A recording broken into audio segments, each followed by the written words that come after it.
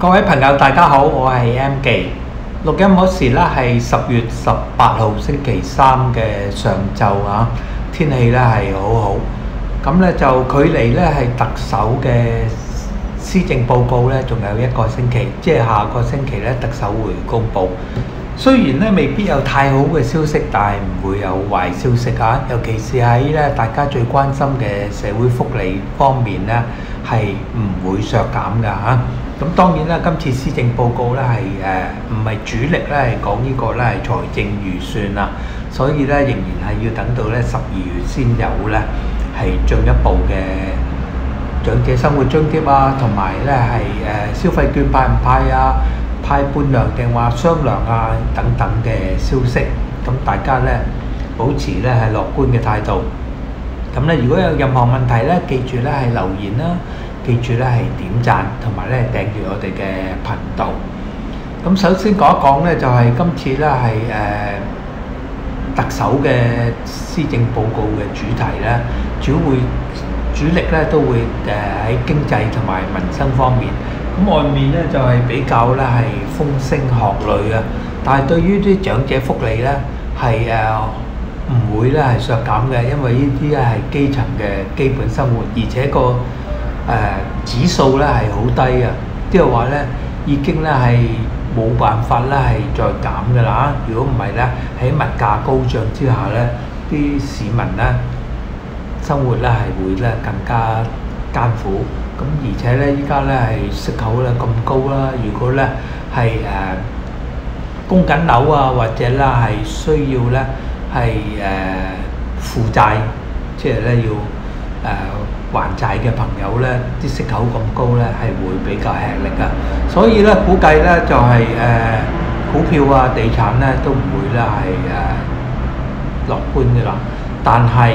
因為咧政府咧係個財政咧係好穩健啦，儲備咧仲有咧係6000幾至到8000億啊，咁同埋咧每年咧外匯基金嘅收入咧都係好可觀㗎，超過1000億㗎，咁啊所以咧係唔使咧同佢擔心，亦都咧係唔使擔心咧係基層嘅福利咧係會咧係削減，因為咧係減無可減。第二個原因咧就係因為咧維持咧係社會嘅穩定啦，好重要。依家咧人口老化啦，同埋咧就係香港咧將會咧係有更多咧係國內嘅遊客落嚟啦，亦都有高才落嚟啦。咁咧就係已經咧係漸漸咧係成為一個咧係重要嘅大灣區城市啊！所以咧就係一切咧都不假外求。而咧係福利方面咧，亦都咧係陸續啦係改變啦。除咗咧係逗留每年咧係逗留喺香港嘅時間咧係只需要56日之外咧，其餘咧都係咧係一路咧係個手續簡化，譬如咧係過關啊嘅手續咧，亦都咧係逐漸咧變為咧係一地兩檢啊，變咗一地一檢啊等等咧，就係方便好多。而咧係人民幣咧就係同港幣嘅兌換率咧係逐漸拉近咧，亦都咧係即係入翻國內消費嘅好消息。咁有部分人朋友咧就係要供緊用人民幣咧供緊國內啲樓宇咧，亦都咧係冇咁吃力㗎。呢個都係好消息。咁至於咧係施政報告咧嘅預測咧，都係大家唔好擔心咧，就係會咧削減福利，包括咧係2蚊雞嘅樂悠卡啦，乘車津貼咧係會咧係繼續㗎。不過咧係不斷啦係發出啲風聲啊，就係話咧係會削減啊，或者咧係加強管制，即係大家咧都係唔好濫用呢個啦係乘車嘅優惠啦，因為有啲人咧就係搭一個站咧都係揀咧啲長途車咧，個車費咧係會咧係貴咗嘅，咁大家咧就係自律，同埋咧就係保持咧就係話唔好喺呢個繁忙時間啦，同啲上班族啦，佢哋好辛苦嘅年輕人就係咧係爭巴士坐啦，即係話喺非繁忙時間啦，長者朋友咧先會出行。咁估計咧就係樂悠卡即係2蚊乘車津貼咧會繼續。咁當然啦，國內咧都係咧好多地方啦，深圳啊、珠海都係啦，60歲以上咧免費乘車。咁依家咧就係香港啲車費貴啦，咁2蚊啦，亦都啦係好抵坐嘅。咁同埋咧就係一般嘅長者咧，每日最多咪坐你1轉來回。咁咧就同埋咧發掘到咧係一個新嘅購物啦，同埋咧係旅遊嘅方法就係咧，譬如你坐地鐵就係同一站入閘啦。譬如你喺屋企出發咧係，當你咧係熟悉晒咧，原來咧係每一個站都有地鐵嘅商店啦，包括銀行啊、餅店啊、呢個日用品啊，總之咧就係甚至係地產代理啊，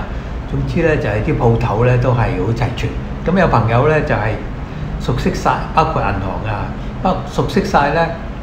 每一個地鐵咧係站內喎，站內咧有咩鋪頭，咁咧佢就咧沿途咧都唔使出閘咧，就辦好晒自己啲銀行啊、購物啊等等事務，跟住咧就翻到咧原站出閘。咁啊冇浪費資源啦，因為咧係全程2蚊，就唔係咧來回2蚊，即係要4蚊啦，仲慳咗2蚊添。同埋咧就係個好處咧，就係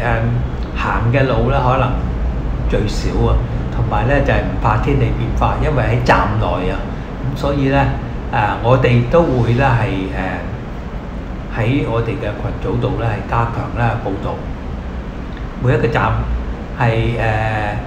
會啦係用乜嘢會有咩設施啊，有咩商店啊，咁樣好好㗎嚇。咁另外咧就係18區去雲啦，咁咧就係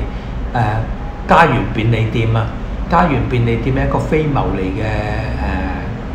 小型超市啦，就係咧大家可以攞張卡咧就係有即係差不多咧係成本價咧係購物㗎。咁喺南昌站喎，站裏邊咧竟然咧又有一間咧呢個咧係家園便利店。咁家園便利店咧喺天水圍啊、元朗啊，同埋咧係各區咧都開設咗㗎啦。咁不妨咧大家咧就係前去咧係買咧呢個咧係價廉物美嘅物品。呢個咧就係家園便利店。咁另外咧就喺大角咀咧有間咧係免費借嘢店啦，就係譬如多士爐啊，好多啞鈴啊等等咧，好多用品咧都可以喺嗰度咧係免費咧係借用。咁呢個咧就係另外一個社福機構嚟㗎，就係東華機構咧屬下嘅購物機構，所以咧係好好嘅。咁講翻到咧係消費券啦，消費券咧將會咧係喺施政報告嗰度咧係估計咧係會繼續啦。當然我唔係特首啦嚇，不能夠代替嘅説話。咁如果削減嘅話咧，就係唔係全民派消費券，而係咧淨係派俾咧係樂悠卡嘅長者啊。咁亦都咧當然啦係唔會啦係削減咧係呢方面嘅支出嘅。咁因為咧係消費券咧對於啲